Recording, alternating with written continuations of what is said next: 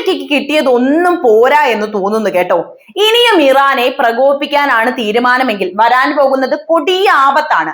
Persian പോരാട്ട വീര്യത്തിന് മുന്നിൽ വീണ്ടും നെഞ്ചു വിരിച്ചു നിൽക്കാനാണ് അമേരിക്കയുടെ തീരുമാനമെങ്കിൽ ആ നെഞ്ചിൻ കൂട് പൊളിക്കാനുള്ള പണികൾ ഇവിടെ തുടങ്ങിക്കഴിഞ്ഞിരിക്കുകയാണ് ഇറാൻ.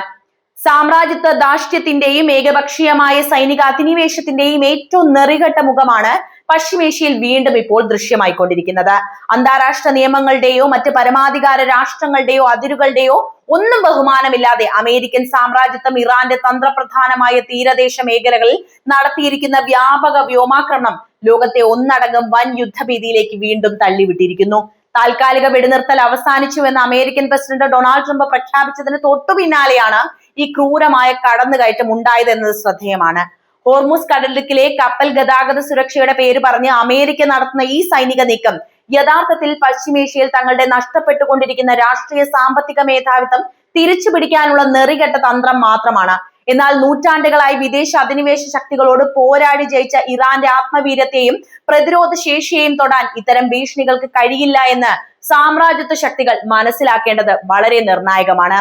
അമേരിക്കൻ സെൻട്രൽ കമാൻഡിന്റെ നേതൃത്വത്തിൽ ഇറാന്റെ പ്രധാന തുറമുഖ നഗരങ്ങളായ ബന്ദർ അബ്ബാസ്, സിറിക് എന്നിവിടങ്ങളിലും അതീവ തന്ത്രപ്രധാനമായ തീരദേശ മേഖലകളായിട്ടുള്ള ചാമ്പഹാർ, കൊണാർക്ക്, ബുഷഹർ, ഗേഷം ദ്വീപുകൾ എന്നിവയിലുമാണ് അതിശക്തമായ ബോംബാക്രമണം ഉണ്ടായത്. തുറമുഖങ്ങളിലെ സൈനിക കേന്ദ്രങ്ങൾ, തീരദേശ റഡാർ സംവിധാനങ്ങൾ, വ്യോമ പ്രതിരോധ സംവിധാനങ്ങൾ എന്നിവ തകർക്കുക എന്ന വ്യാജേന ഇറാന്റെ പരമാധികാരത്തിന് മേലാണ് അമേരിക്ക ബോംബുകൾ വർഷിച്ചത്. മേഖലയിൽ വലിയ നാശനഷ്ടങ്ങൾ ഉണ്ടാക്കിയ ഈ ആക്രമണം കടുത്ത മനുഷ്യാവകാശ ലംഘനവും അന്താരാഷ്ട്ര കരാറുകളുടെ ലംഘനവുമാണ്. ലോക പോലീസ് എന്ന് ചമഞ്ഞ് ഏത് രാജ്യത്തിനു മേലും എപ്പോഴും കുതിര കയറാമെന്ന അമേരിക്കയുടെ ഈ ധാർഷ്ട്യം ആധുനിക ലോകത്തിന് തന്നെ അപമാനകരമാണ്.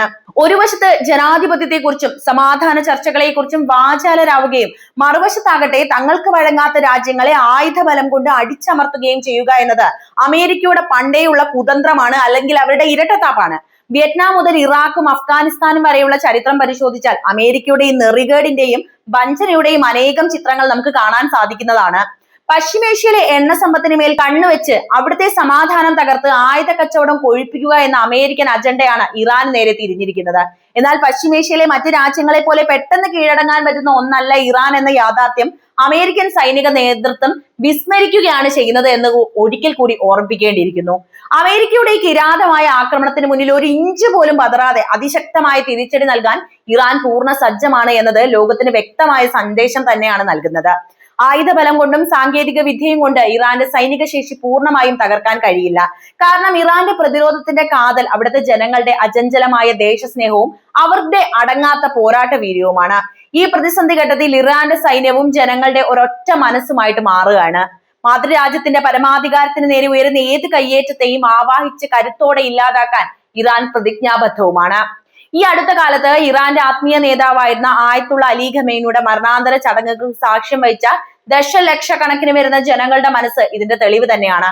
അമേരിക്ക വിറച്ചുപോയൊരു സംഭവം കൂടിയായിരുന്നു അത്. പ്രിയപ്പെട്ട നേതാവിന്റെ വിടവാങ്ങലിൽ കണ്ണീരൊഴുക്കുമ്പോഴും സാമ്രാജ്യത്വ ശക്തികൾക്കെതിരെയുള്ള പോരാട്ടത്തിൽ രാജ്യം ഒട്ടും പിന്നോട്ട് പോകില്ല എന്ന ഉറച്ച തീരുമാനത്തിലാണ് അന്ന് ഇറാനിയൻ ജനത എത്തിയത്. ആ ശവസംസ്കാര ചടങ്ങുകൾ വെറും ഒരു വിലാപയാത്രമായിരുന്നില്ല, മറിച്ച് അമേരിക്കൻ അധിനിവേശത്തിന് മുന്നിൽ ഒരിക്കലും തല കുനിക്കില്ല എന്ന ഇറാന്റെ കൂട്ടായ പ്രഖ്യാപനമാണ്. നേതാവിന്റെ വിയോഗത്തിന് ശേഷം രാജ്യം കൂടുതൽ കരുത്തോടെയും ഒത്തൊരുമയോടും മുന്നോട്ട് പോകുമെന്നും തങ്ങളുടെ മണ്ണ് തൊട്ടുകളിക്കാൻ വരുന്നവർക്ക് കനത്ത തിരിച്ചടി നൽകുമെന്നുമുള്ള പ്രതിജ്ഞയിലാണ് ഇന്ന് ഇറാന്റെ സൈനിക രാഷ്ട്രീയ നേതൃത്വം മുന്നോട്ട് പോകുന്നത്. ഇറാന്റെ തന്ത്രപരമായ ഭൂമിശാസ്ത്രപരമായ സ്ഥാനവും പ്രതിരോധ ശേഷിയും അമേരിക്കയ്ക്ക് എളുപ്പത്തിൽ മറികടക്കാൻ കഴിയുന്ന ഒന്നല്ല എന്ന് കൂടി ഓർക്കണം. അമേരിക്ക കൂടുതൽ പ്രകോപനങ്ങളുമായിട്ട് ഇനിയും മുന്നോട്ട് പോയാൽ ആഗോള സമ്പദ് വ്യവസ്ഥയെ തന്നെ നിശ്ചലമാക്കാൻ പോകുന്ന തിരിച്ചടികൾ നൽകാൻ ഇറാന് സാധിക്കും. അത് നമുക്ക് അറിയുകയും ചെയ്യാം. സ്വന്തം മണ്ണും ജനങ്ങളെയും സംരക്ഷിക്കാൻ ഇറാൻ നടത്തുന്ന ഈ പ്രതിരോധം ലോകമെമ്പാടുമുള്ള അധിനിവേശ വിരുദ്ധ പോരാട്ടങ്ങൾക്ക് വലിയ ആവേശവും പ്രചോദനവും തന്നെയാണ് നൽകുന്നത്. അമേരിക്കയുടെ ഭീഷണികൾക്ക് മുന്നിൽ മുട്ടുമടക്കാത്ത ഇറാന്റെ ഈ നിലപാട് ആത്മാഭിമാനമുള്ള ഏതൊരു രാഷ്ട്രത്തിനും മാതൃകയാക്കാവുന്നതുമാണ്. എന്തായാലും ലോകം മുഴുവൻ സംഘർഷങ്ങളിലേക്ക് തള്ളിവിട്ട് സ്വന്തം രാഷ്ട്രീയ നേട്ടങ്ങൾ കൊയ്യുന്ന അമേരിക്കൻ നയങ്ങൾക്കെതിരെ അന്താരാഷ്ട്ര സമൂഹം ശക്തമായി രംഗത്ത് വരേണ്ട സമയമാണ് അതിക്രമിച്ചിരിക്കുന്നത്. ഏകപക്ഷീയമായ ഉപരോധങ്ങളും വ്യോമാക്രമണങ്ങളും കൊണ്ട് ഒരു ജനതയെ പട്ടിണിക്കിടാനും തകർക്കാനും ശ്രമിക്കുന്ന അമേരിക്കയുടെ നെറികേടുകൾ ഇനിയും അംഗീകരിച്ചു കൊടുക്കാൻ നമുക്ക് സാധിക്കില്ല. ഇറാനിയൻ ജനതയുടെ ഐക്യത്തിനും അവരുടെ സൈനിക പ്രതിരോധ കോട്ടകൾക്ക് മുന്നിൽ സാമ്രാജ്യത്തിന്റെ ആയുധങ്ങൾ ഒടുവിൽ നിഷ്പ്രഭമായി പോകും. ഇത് ചരിത്ര സത്യമാണ്. ഇങ്ങനെയാണ് സംഭവിക്കുക. ഏതൊരു അധിനിവേശ ശക്തിക്കും ഇറാന്റെ മണ്ണിൽ നിന്ന് നേരിടേണ്ടി വരിക കനത്ത പരാജയവും തിരിച്ചടിയും മാത്രമായിരിക്കുമെന്ന മുന്നറിയിപ്പാണ് ഈ ജനകീയ മുന്നേറ്റം നൽകുന്നത്. എത്ര തവണ അമേരിക്ക തോറ്റുമടങ്ങിയതാണ്, എന്നിട്ടും അവർ പഠിച്ചില്ല. അമേരിക്കയുടെ ഭാഗത്തുനിന്ന് ഇനിയും ഒരു പ്രകോപനമാണ് ഉണ്ടാകുന്നതെങ്കിൽ പശ്ചിമേഷ്യൻ മണ്ണിൽ ഇന്നേ വരെ ലോകം കണ്ടിട്ടില്ലാത്ത വിധമുള്ള അതിശക്തമായ ഒരു മഹാവിപത്താകും സാമ്രാജ്യത്വ ശക്തികളെ കാത്തിരിക്കുന്നതെന്ന് തർക്കമില്ലാത്ത കാര്യവുമാണ്. ഇറാന്റെ പരമാധികാരത്തിന് മേൽ കടന്നു കയറി തന്ത്രപ്രധാന തീരദേശങ്ങളിൽ അമേരിക്ക നടത്തിയ വ്യോമാക്രമണം കേവലം ഒരു സൈനിക പരീക്ഷണം മാത്രമല്ല, മറിച്ച് കനൽക്കട്ടയ്ക്ക് മുകളിൽ ഇരുന്ന് തീക്കളി നടത്തലായിരുന്നു അത്. ഈ നെറികെട്ട സാമ്രാജ്യത്വ ധാർഷ്ട്യവുമായി ഇനിയും ഇതേ രീതിയിലാണ് കാര്യങ്ങൾ മുന്നോട്ട് പോകുന്നത് എങ്കിൽ അമേരിക്കൻ ഭരണകൂടം ഇറാൻ തങ്ങളുടെ ആവനാഴിയിൽ അതീവ രഹസ്യമായി സൂക്ഷിച്ചു വെച്ചിരിക്കുന്ന അതിമാരകമായ വജ്രായുധങ്ങൾ മുഴുവൻ പുറത്തെടുത്ത് ശത്രുവിന് നേരെ സമാനതകളില്ലാത്ത മാരക പ്രകരം നടത്തും. അത് സഹിക്കേണ്ടതായി വരും.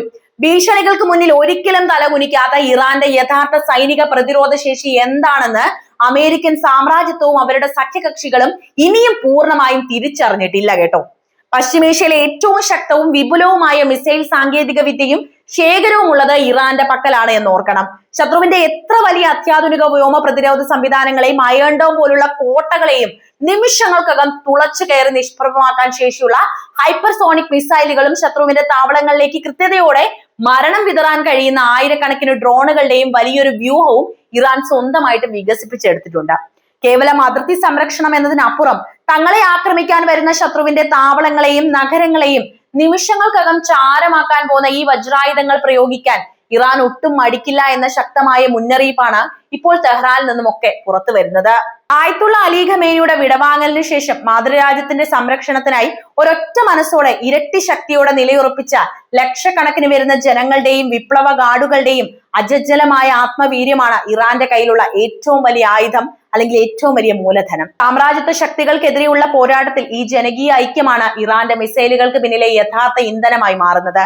ലോകത്തിലെ ഏറ്റവും തന്ത്രപ്രധാനമായ ആഗോള വാണിജ്യ പാതയായ ഹോർമുസ് കടലിടുക്കിന്റെ പൂർണ്ണമായ ഭൂമിശാസ്ത്രപരമായ നിയന്ത്രണം ഇറാന്റെ കയ്യിലാണ് ഭദ്രമായിരിക്കുന്നത്. അമേരിക്ക തങ്ങളുടെ അധിനിവേശ തന്ത്രങ്ങളിൽ ഇനിയും മുന്നോട്ട് വരികയാണ് എങ്കിൽ ഹോർമുസ് കടലിടുക്കിലെയുള്ള അന്താരാഷ്ട്ര കപ്പൽ ഗതാഗതവും എണ്ണ വിതരണവും പൂർണ്ണമായും നിശ്ചലമാക്കിക്കൊണ്ട് ആഗോള സമ്പദ് വ്യവസ്ഥയുടെ നട്ടെല്ലൊടിക്കാൻ ഇറാൻ ഒരൊറ്റ നിമിഷം മതിയാകും. നമ്മൾ അതിന്റെ ഇരകളാണ്, നമ്മളത് മനസ്സിലാക്കിയതാണ്. ലോകം മുഴുവൻ ഇതിന്റെ കടുത്ത പ്രത്യാഘാതം അനുഭവിക്കേണ്ടി വരുമെന്നിരിക്കെ അമേരിക്കയുടെ ഈ ധാർഷ്ട്യം ആഗോളതലത്തിൽ അവർക്ക് തന്നെ വലിയൊരു കെണിയായിട്ടാണ് മാറുക.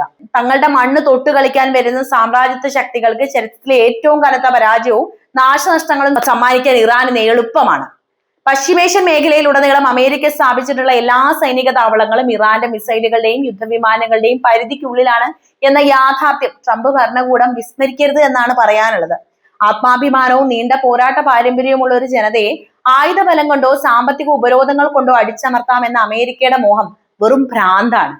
ഇനിയും ഒരു കടന്നുകയറ്റത്തിന് മുതിർന്നാൽ ഇറാന്റെ മാരകമായ തിരിച്ചടിക്ക് മുന്നിൽ സാമ്രാജ്യത്തിന്റെ കോട്ടകൾ ഓരോന്നായി തകർന്നടിയുന്ന കാഴ്ചയാകും ലോകം ഇനി കാണാൻ പോകുന്നത്.